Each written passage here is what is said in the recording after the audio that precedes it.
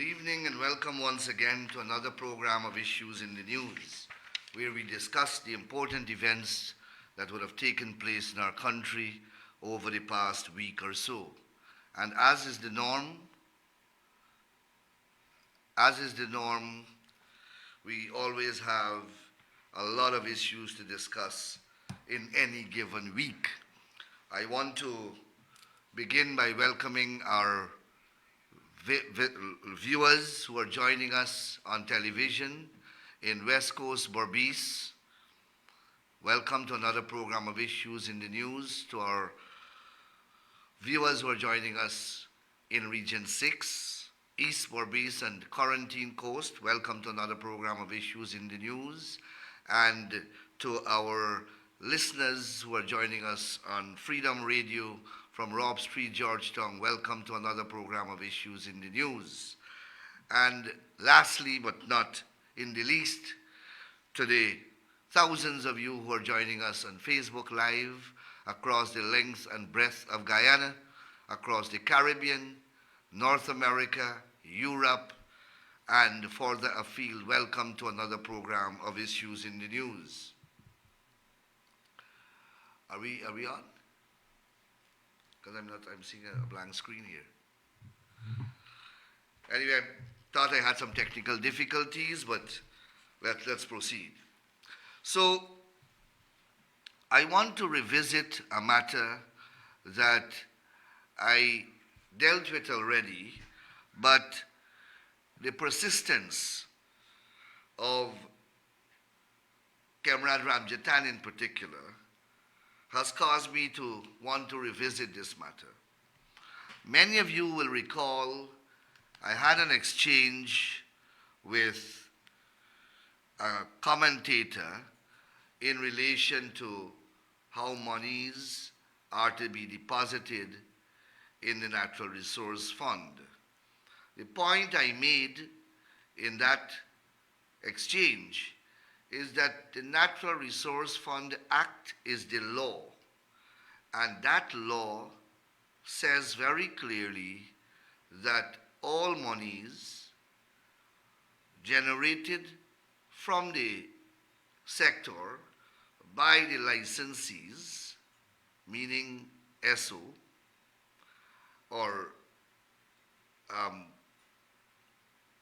the oil company, must be deposited in a natural resource fund established in a bank account in the United States, in United States dollars. That is what the law says. The argument that they are advancing is that you must separate taxes and only put in the fund an amount that is net of tax. Well, the law doesn't say that. The Natural Resource Fund Act says that revenues from the oil sector must go into that fund. And the law defines what is revenue. It defines what is revenue. So, I don't understand the failure to appreciate that if the laws of the country says this, then the law must be complied with. Now, those who have to take taxes, etc., they will have to do so by some other arrangement. But if the law says that all the money must go into the fund, then all the money must go into the fund. I made the point that the law cannot bend and bow to accounting principles. It's the other way around. Accounting principles must bend and bow to the law. I also made the point that the Natural Resource Fund Act itself provides that if it is in conflict with any other law, the act must prevail. So, whichever taxing statute is on the books and says otherwise, the Natural Resource Fund Act will prevail. So whatever that act says, that is the law that will govern the way revenue is received invested, deposited, spent, and or withdrawn. And that is the point I was trying to make. My attention was drawn to a press conference held by the Alliance for Change, where Mr. Kemraj Ramjatan, the leader of the Alliance for Change, joined the debate and says that I am wrong and that the commentator is correct. So I want you to listen to Mr. Ramjatan. I will ask the operator to play what he had to say, and then I'll respond and I will show you how wrong he is by citing the very authorities that he is relying on. So operator, play Mr. Ramjatan's video. Okay. This has to do with the debate between Christopher Ram and A.G. Nandlall. The AFC has noted the debate between A.G. Nandlall and Mr. Christopher Ram concerning the Natural Resource Fund and what revenues should not be in it, and the Consolidated Fund and what revenues should be in it from the receipts of Guyana's share of the oil monies consequent upon the 2016 PSA. There is undoubtedly a misapprehension, if not an incomprehension, by the government's chief legal advisor on the issue. The AFC commends Mr. Ram for bringing clarity to the public on the matter and to force an understanding into the learned Attorney General when a series of questions were posed to him. These questions are still to be answered by the Attorney General, who has surprisingly gone non-responsive. As is correctly posited by Mr. Ram, the Natural Resource Fund is a sovereign wealth fund created under special separate legislation to govern, manage, invest, and use our oil monies. This fund has a completely different structure and purpose from the Consolidated Fund, which is effectively the operating fund for the financial operations of ministries, departments, and budget agencies, and which is managed by public servants in a decentralized framework. Since the payment of the taxes for Exxon must be paid out of the revenues from the Guyana government, pursuant to the terms of the 2016 PSA, and since this government believes in sanctity of contract, it necessarily follows that the corporate taxes must be paid to GRA and placed into the Consolidated Fund. This payment thus lessens the amount received into the NRF. Our Consolidated Fund is increased to the extent of that amount. The point as to where public monies should be deposited was apparently missed by the Attorney General. The AFC wishes to remind everyone that Section 38(1) of the Financial Management and Accountability Act 2003 provides this: all public monies raised or received by the government shall be credited fully and promptly to the Consolidated Fund, except A, monies credited to an extra budgetary fund as stipulated in the enabling legislation establishing that fund. Now, this statutory provision accords with Article 216 of the Constitution, and I need not read out that lengthy constitutional provision. The AFC asserts that the Natural Resource Fund and the Consolidated Fund are thus separate things. So the oil company corporate taxes paid by the government of Guyana to the GRA must be sent to the Consolidated Fund, and the rest of the oil earnings must go to the Natural Resource Fund. So the supremacy of the law on this situation must lie with the Constitution and the specific legislation, Section 38(1) of the Financial Management and Accountability Act, rather than the NRF as erroneously posited by the Attorney General. The fact of leaving the revenues in the NRF fattens that fund, increases that fund to the corresponding thinning of the consolidated fund. Since the NRF is to be only used as per Section 16.2 of the NRF to finance one, national development priorities, and two, major national disasters, this NRF will continue to be abused as the government will declare any contract to its friends and family as national development priorities. There is thus a method to the madness of overstating the NRF to the extent of an equivalent understatement of the consolidated fund.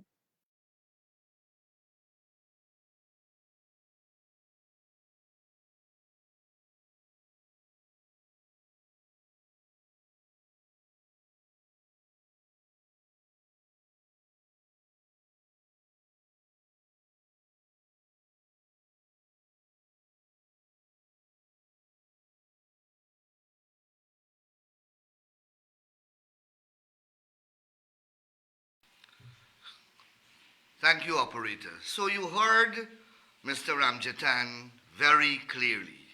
So I'll take my time and dissect what he said. Now, Ramjatan makes the point that Section 38 of the Fiscal Management and Accountability Act creates this extra budgetary fund. And no, it's not create an extra budgetary fund, but speaks to where public monies are to be deposited. And he's absolutely correct. So let me read it for you. All monies, all public monies raised or received by the government shall be credited fully and promptly to the consolidated fund, except monies credited to an extra budgetary fund as stipulated in the enabling legislation establishing that fund. Let's go again, slowly. All public monies raised or received by the government, I pause here to say that this will include revenues generated from the oil and gas sector to be paid to the government. So all public monies, including those revenues from the oil and gas sector, raised or received by the government, shall be credited fully and promptly to the consolidated fund. No problem so far, except monies credited to an extra budgetary fund as stipulated in the enabling legislation establishing that fund. My friends, Ramjatan does not understand that the Natural Resource Fund is an extra budgetary fund that is being referred to here. So if it is not to be put in the consolidated fund, it must be credited to an extra budgetary fund as stipulated in the enabling legislation establishing that fund. The enabling legislation is the Natural Resource Fund Act, and it establishes the fund exactly in the manner that the Fiscal Management and Accountability Act says. It says this: establishment of a Natural Resource Fund Act, Natural Resource Fund, Section 3. Section 3 says, there is established a fund to be known as the Natural Resource Fund. This is exactly what the Fiscal Management and Accountability Act is speaking about. Monies should be paid promptly and fully into the consolidated fund, except monies credited to an extra budgetary fund as stipulated in an enabling legislation establishing the fund. This is the legislation, the Natural Resource Fund Act, that establishes an extra budgetary fund called the Natural Resource Fund Act. And this act says that the monies must be paid directly into the fund. Section 15 says petroleum revenues shall be directly paid into a bank account denominated in United States dollars and held by the bank as part of the fund. I can't get simpler and more simplistic than this. This simple application, reading and application of the law, Mr. Ramjatan gets wrong. And it doesn't end there. It doesn't end there. They passed an act in 2019 called the Natural Resource Fund Act of 2019. That act we repealed in 2021 with a new act. But when you look at the section that Ramjatan finds objectionable, that is, the section that speaks to where petroleum revenues shall be directed, it is identical to the very section in our 2021 Act. In their Act it was section 21, and in our Act it is section 15. I have asked the operator to put the two sections alongside each other. Put it up on the screen so that people can read both sections. And you will see that they are identical.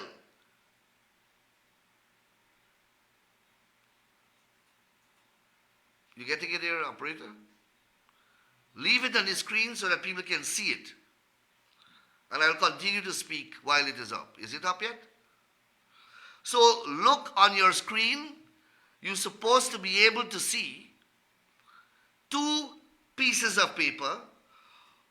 You will see one is the official gazette dated 23rd of January 2019. That is their act. The title might be a little wrong, Tax Amendment Act. Forget that for the time being. But look at section 21. And then look at section 15 of the 30th of December 2021 document. The 21 document is ours. The 2019 document is theirs. You will see that the two sections are identical. Now, Comrade Ramjatan was part of this government that passed this act. I'll speak about the passing of the act a little later. But he was part of that AFC, APNU government that passed Section 21. We didn't change Section 21. We replicated as Section 15. Nothing changed. Nothing changed. So I don't know how Ramjatan has a problem with our legislation, but he had no problem with theirs. Christopher Ram, the commentator to whom I replied, is the same thing. This 2019 Act obviously was passed since 2019. The commentator had the whole of 2019. He didn't make no objection.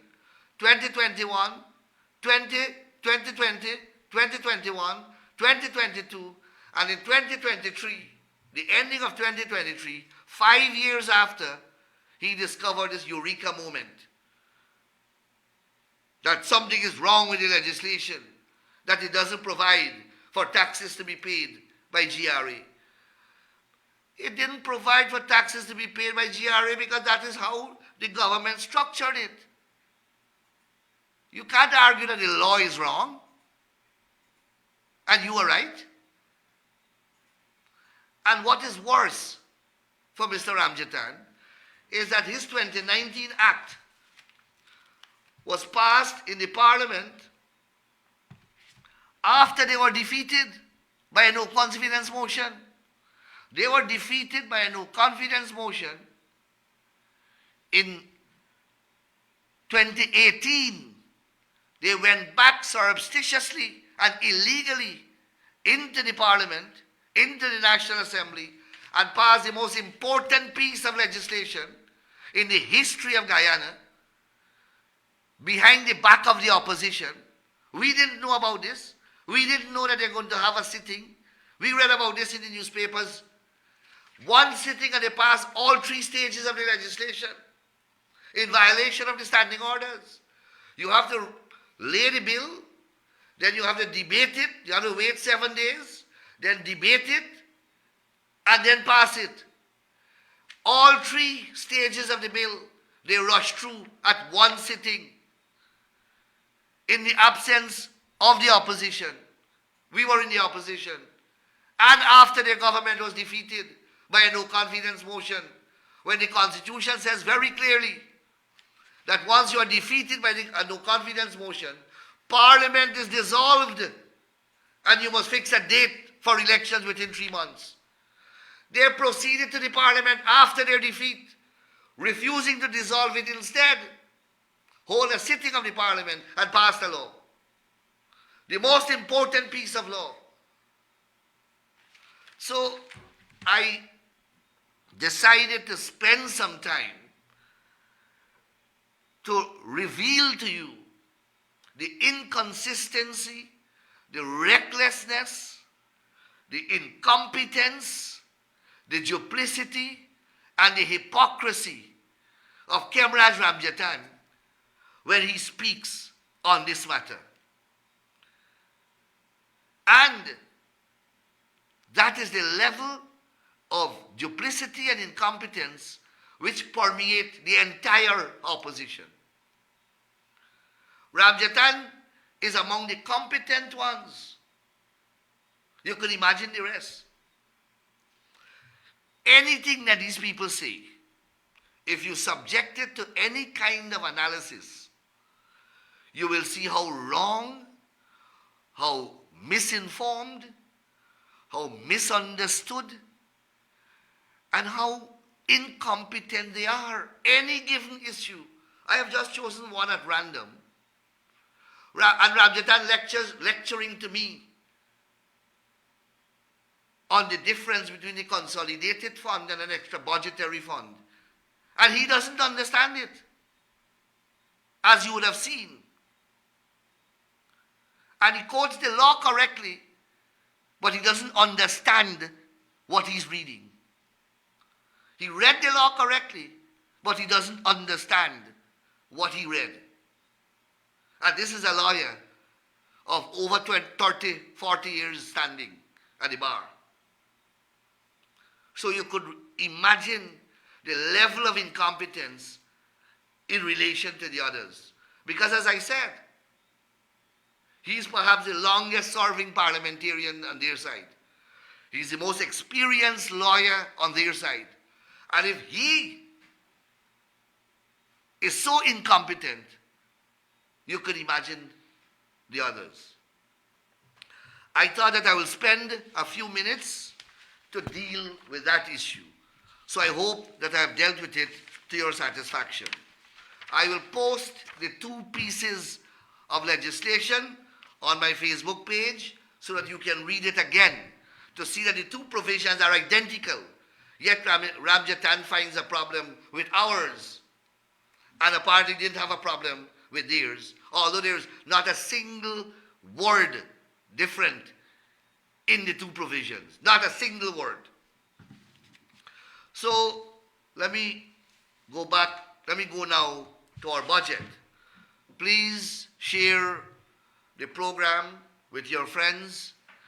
Please press that share button on your phone so that all those who are on your page, on your program, on your account will join us in tonight's discussion. So our finance minister yesterday presented our national budget for the year 2024. And there are some broad comments that I want to make about the budget. The budget is by far the largest budget ever presented in our country. $1.146 trillion. $1.146 trillion.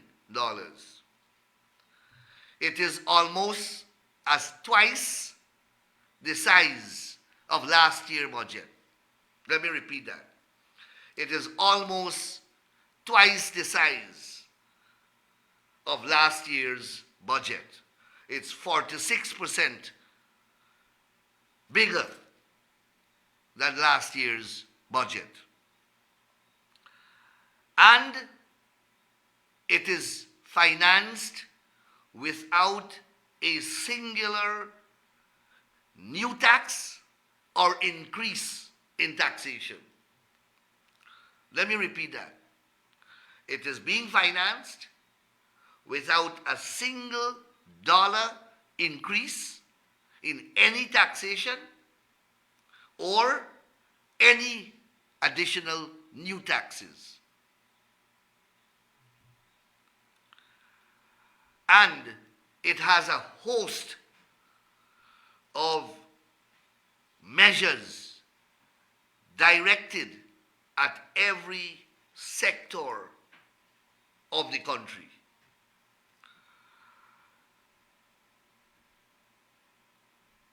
More than 75% of the budget is dedicated to the social sectors of our country. Over 75% of the budget of this sum of 1.46 trillion is directed to the social sectors. Why? Because the social sectors provides the different type of services that benefit the largest number of Guyanese. The social sectors include health. Whether you're rich, poor, Indian, black, Amerindian, Chinese, you are going to get sick and you will have to interact with the public health sector. That is one of the largest recipients of expenditures in this budget or allocations in this budget. Second, education. Whether you're rich, poor, or whichever geographic area you're from, whatever ethnic group you're from, your children, once you live in Guyana, will go to school. Our children are the future of our country. Our children are our most valuable assets. An investment in education is an investment in our most important asset. An investment in our education is an investment in our future. That is why over 130 odd billion has been budgeted for the education sector. Thirdly, housing and water. Every Guyanese would like to own their own homes. And the government's pledge is to ensure that every Guyanese own their own home. Every Guyanese is entitled to potable water in their homes. The government pledge is to provide that service to every single Guyanese. Again, one of our largest budgetary allocations is in this sector. Fourthly, infrastructure.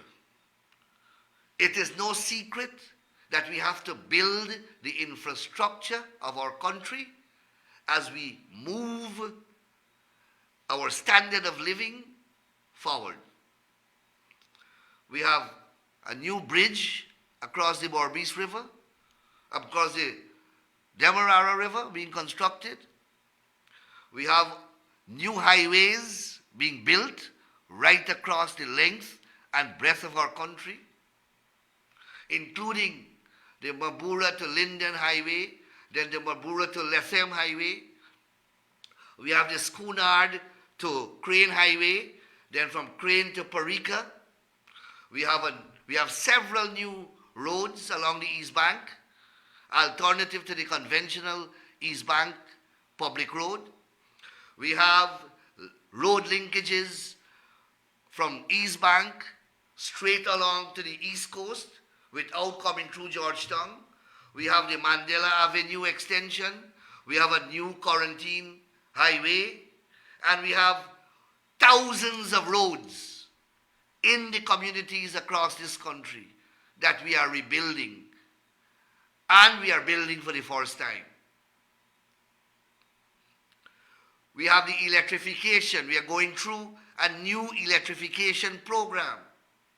We are building a gas to shore project that will ensure cheap, reliable electricity and cooking gas that will benefit generations of people, generations of Guyanese. That's the type of developmental foundation that we are laying and we are spreading out across the length and breadth of our country. In the Human Services Ministry is nearly $50 billion for old age pension and all the other services that are being offered by that ministry. In the justice sector, over $7 billion, because the rule of law and justice are as important to people as food and water. They are as important to our democracy and to the stability of our country as everything else. Over $7 billion, nearly $7 billion have been expended, have been allocated for this sector. And I'll go into the measures shortly. Can you imagine when we begin to spend $1.146 trillion, how many jobs are going to be created? This money is going to be expended in Guyana, not anywhere else. This explosion of expenditure will take place in Guyana. Money will be circulating in this economy. All these new projects will require employments. We have about 8 five-star hotels under construction. I don't know how many will complete this year, but once they're completed, they will need hundreds of employees. All these contracts to execute them, our Guyanese will have to be employed. Yet, you will hear the opposition will tell you that one, nothing is in the budget. That's the first thing. $1.46 trillion in the budget, but you will hear that they will tell you that money is not in the budget. You will hear they will tell you that no new jobs are being created. Though we have budgeted billions for the University of Guyana and the Gold Scholarship Program to train people, to graduate people, and all these new vistas of development that are taking place across this country, for which this 1.14 trillion will be expended, will not create jobs. You will hear that they will tell you that this money, and they have already begun to say it, is to create opportunities for corruption. They are vacuous. They don't have an idea to contribute. They don't have an alternative development plan. They can't point to any track record of development when they were in government. But they have a whole host of ideas which they are keeping to themselves because they're not making it public.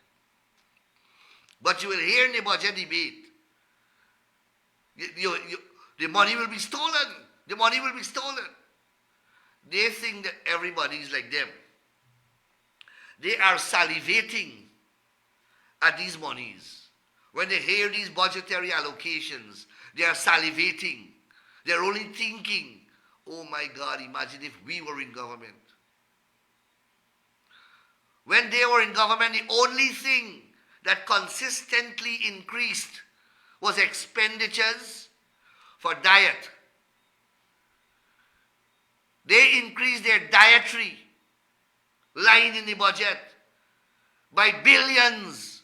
They were eating more, drinking more, traveling more, and having pomp and ceremonies. Big independence celebration, big republic celebration, big Mashramani, big fete in Brooklyn, big fete in Atlanta. That is what they were concerned about. The feting and the partying and the decoration of the place. Nothing constructive of our development.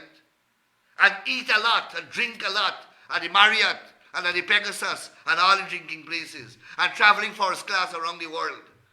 That is what they were concerned about. That is where their money went. We are pointing to projects. We can point to the Borbies Bridge. We can point to the Demerara New Bridge. We can point to all the roadways. We can point to the 12 new hospitals that we are building. We can point to the new airport. We can point to things. Let them point. What are they going to point to, Dorman Park? They got 11 donkeys and 12 horses grazing in there with about 1,400 vagrants. That's what they will point to? They will point to a roundabout at the mouth of Visingian Road. They will point to two walkways, two overpass, passengers overpass, that car overpass on the East Bank, none of which are working. Those are their signal accomplishments in government. But you will hear them from next week in the parliament. What they should have done and which is their idea. Imagine we are bridging the Wismar Bridge. The Wismar Bridge needed to be bridged a long time ago. The leader of the opposition said that we stole his idea. Your idea, you had an exclusive idea to repair the bridge or build a new bridge across the Demerara River. These people, I don't think they even listen to themselves. I don't think they even listen to themselves. We are bridging the Quarantine River. We are bridging the Quarantine River. We already bridged the Takutu River. Create a link between Guyana and Brazil that you can drive over. We are now doing the same for the Quarantine River. This useless bunch are going to stand in the parliament the whole of next week and preach racism and corruption. You will hear them. Only about all they see is race. We are spending all these monies across every community in this country. But you will only hear racism. You will only hear about racism and about corruption. Listen, starting Monday. But let's get back to the budget. So I'm not going to deal with the huge expenditures and the different projects. The ministers will be talking about that. But there are some real measures that are in the budget that will immediately impact in a positive way the lives of Guyanese from every sector. And let us start with the measure to contain the cost of fuel. There is nothing that causes an increase in prices across sectors, an increase in cost of living and inflation than the rise in the cost of fuel. Fuel is a very volatile item on the world market. The prices fluctuate tremendously. Over the past 2 to 3 years, the fuel prices have risen dramatically. In Guyana, since 2022, the government of Guyana removed all taxes from fuel, including diesel and kerosene oil. All taxes. So that you don't feel the increase. The gas price that you're paying for gas should have been much higher. That will result in increased taxi fares, increased minibus fares, and increase in light bills. You know, as the cost of fuel to supply GPL, it went up by over 45 to 50%. But your light bill has not been raised by 1 cent over the past 3 years. The government absorbs that cost.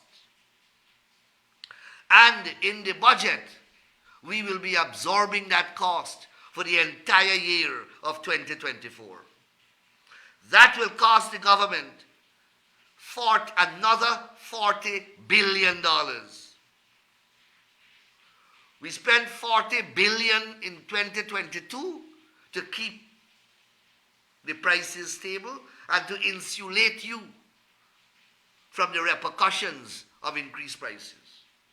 We did the same in 2023, and we are doing the same for 2024. $40 billion it is costing the Treasury. So when people asking where the oil money is going, it is going to keep your gas prices down. It is going to keep your electricity bill down. It is going to keep the taxi fares down. It is going to keep the bus fares down. And it's going to keep the cost of transportation down. That is where the monies are going. Reduction in freight charges. You would recall that as a result of the COVID-19 global pandemic, there was a meteoric rise in freight charges. I am an importer, or I used to import during that period. Prior to the COVID-19, the cost of a container, freight charges from China to Guyana was $4,000 to $5,000 US. By the end of 2020, the cost of freight from Guyana to China was about 18,000 US. From 5,000 US to about 18,000 US. And I'm not asking, I am not depending upon hearsay. I pay that myself to import containers from China. In 2021, the government intervened and reverted the calculation of duties and freight to a pre-pandemic price, so that you don't pay, the consumer doesn't face the increase.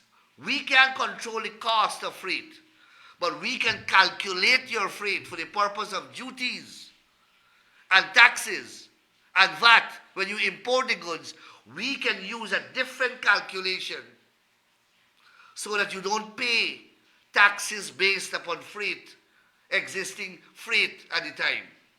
And that measure is what we introduced in 2021. And we have kept it going. And for the entire year of 2024, we will keep that going. That will cost us another $6 billion. That, my friend, is where your taxpayer money is going, and that's where the oil revenue is going. Because if the government does not intervene in this manner, and allow the importers to pay duties, VAT, and the other taxes leviable at the actual freight charges, the price of every single thing imported will skyrocket. Because the businessmen will put that increase into the price of the good. When you go to the shop, you will have to pay the increase in prices. The part-time program.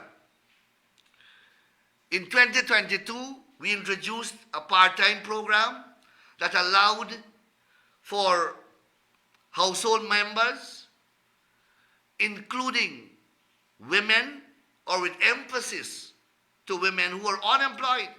We are giving them a part-time job and paying them $40,000 a month to work for 10 days. These are people who never earned. We are providing 10 days of work in the community and you're getting $40,000. We have employed 15,000 persons already. 15,000. And this year we are expanding it.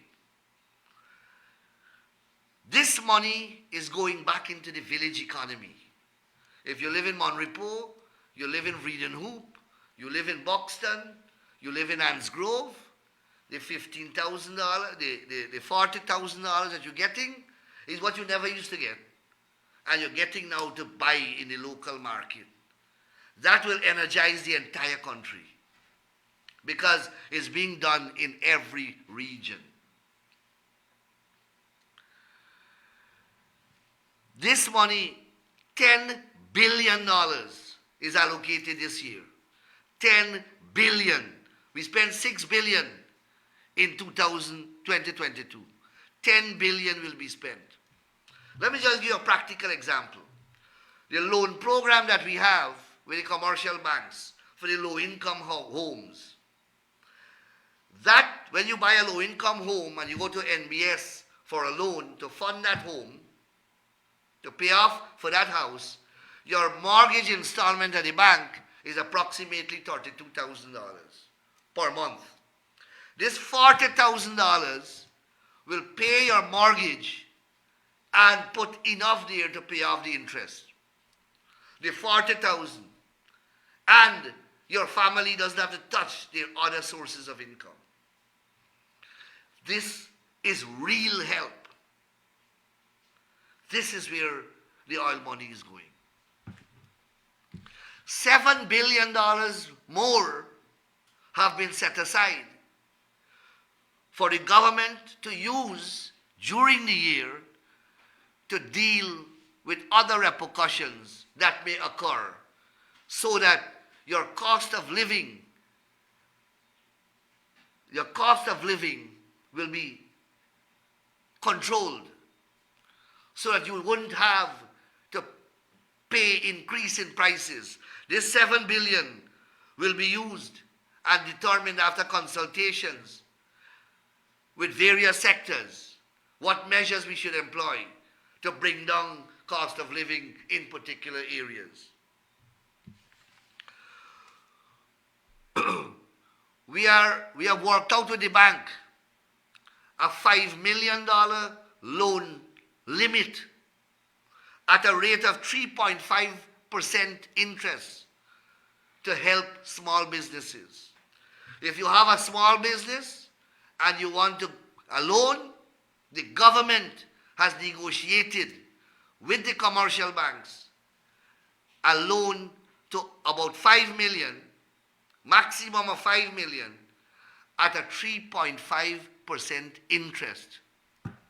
If you go to the bank ordinarily for a loan, you have to pay between 14 to 9% interest, depending upon what type of loan, how much money, and which bank. Between 9 to 14%. Government intervention is causing you to borrow up to $5 million for small business developments, and you will only pay 3.5%. And this is for you to start your business. We are removing duty and VAT on sports equipment and technology.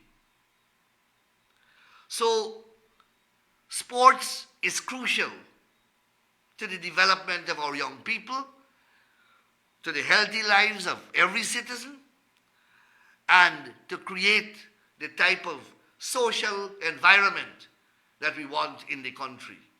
That is why we are investing so heavily in sports facilities. Over 1,000 grounds are under refurbishment across the length and breadth of Guyana. 1,000. We are putting floodlights. We are building new pavilions and other proper facilities at these recreation centers, 1,000 of them. And we are building several stadia. Linden has one, Berbice has one, and somewhere else there is a third. Essequibo, thank you, operator. One in Essequibo. 3 stadia in addition to 1,000 grounds. Now we are removing VAT and duty on sports equipment so that they can become more available, more affordable.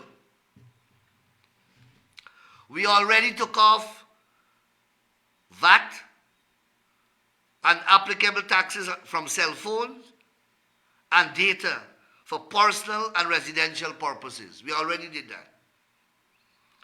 In 2024 budget, VAT and duty on essential cell phone accessories such as chargers, charging cables, headphones, and other phone components will be removed. So, VAT on cell phone accessories and duty will go. That is where every single Guyanese has a cell phone. Every single person will benefit from this measure and every other measure that I'm making reference to. Old age pension, when we came in from 2020, we moved it from 20,000 to 33,000. We are now increasing it from 33,000 to 36,000. This represents a 75% increase in old age pension and will benefit 76,000 people. And it will cost the government 2.7 billion. But it is 2.7 billion that we are giving back the population. I hear people, the opposition already started to scream, oh God, $3,000 only. But is that $3,000 in isolation? Is $3,000 with all the other things that we are doing? This singular measure is 2.7 billion. Let's go to public assistance. Public assistance got an increase from 9,000 in 2020 to 16,000 in 2023. In addition, the government announced in 2022 that all disabled people would automatically be enrolled to receive public assistance on a monthly basis. That's what we did in 2023. With effect from January the 1st, 2024, there will be an increase in public assistance from $16,000 per month to $19,000. This will give over 35,000 people an additional 1.2 billion in disposable income. You cannot be myopic and look at one measure. You have to look at all the different measures. And mind you, I pause here to tell you or to remind you that all these measures are being implemented. All of them increases, each one of them increase allocations. But there is not a single new tax. There is not a single increase in existing tax or existing taxes. I test for school children. Over 205,000 school children and 76,000 pensioners will receive a $3,000 voucher towards the cost of an eye test. Let me repeat that. 205,000 school children and 76,000 pensioners will receive a $3,000 voucher towards the cost of an eye test. This will cost over $840 million. So in addition to the $3,000 that I spoke about earlier, the old people getting another $3,000 to go and test their eye. And now when they go to buy the spectacles, they will get $15,000 voucher towards the spectacle. They will get another $15,000 towards the purchase of a spectacle. You want to point to any other country in the Caribbean that has these measures? You want to point to any other country in the third world that has these measures? You want to point to the United States of America that has these measures? There you have to pay insurance. A large chunk of your income goes every month to insurance before you can get any medical benefits. This is the government spending all of this without a contribution, without a single contribution from the beneficiaries. Not like in the US, where you have to pay insurance premiums. This here is gratuitous. And this facility will extend countrywide.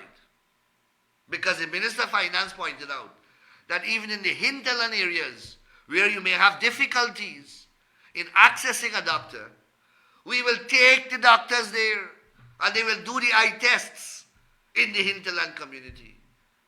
Point to which country in the Caribbean or in the third world or in the first world where you have facilities like this. Then we move to cervical cancer testing. In order to support cervical cancer testing, the government will offer women between the ages of 21 and 65 an $8,000 voucher to help with the expense of testing. A lot of our women are affected this way. $2.8 billion is budgeted to cater for this voucher of $8,000 that you will get to pay towards the test. And this is not only at the public hospital. You can cash this at any hospital, at any of the private hospital of your choice. So you see the money that the government is spending in the private sector as well. This spectacles is not public hospital you're going.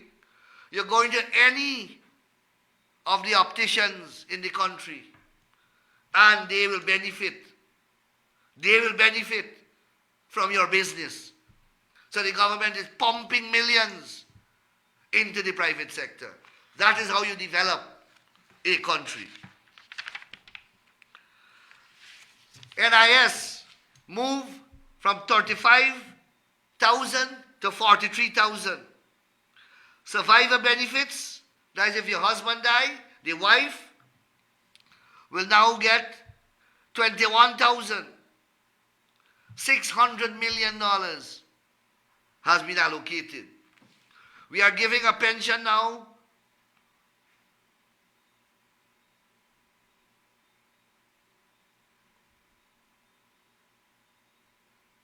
we are going to pay off.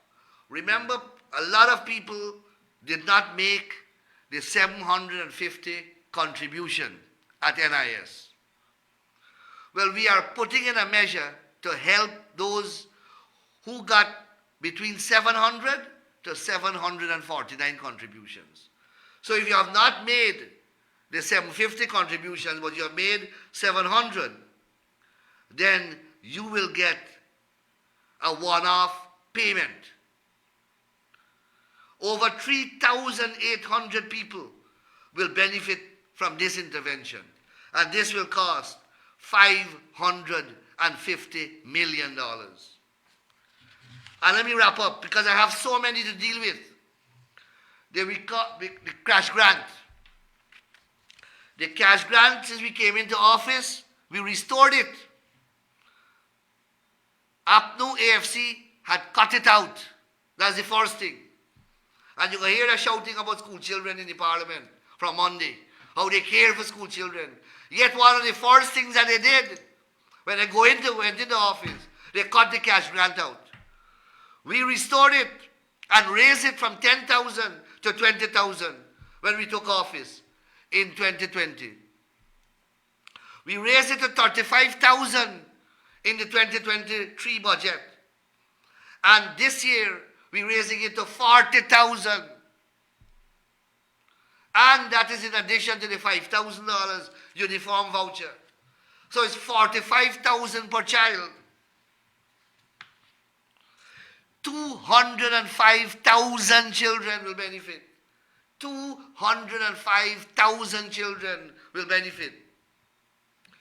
This is 9.2 billion. Where do you think this money going?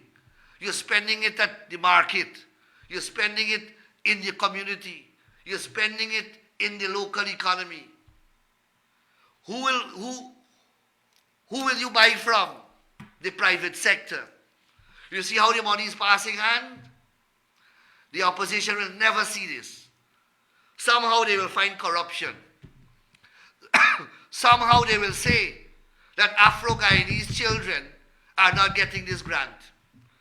Although 90% of the Ministry of Education staff who are running this program are Afro-Guyanese.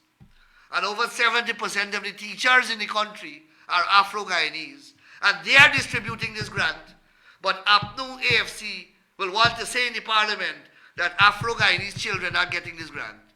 So the Afro-Guyanese people in the Ministry of Education and the Afro-Guyanese teachers in the country are deliberately preventing Afro-Guyanese children from getting this grant. That is the kind of madness that they speak in the parliament that you will hear. And let me conclude with the income tax threshold.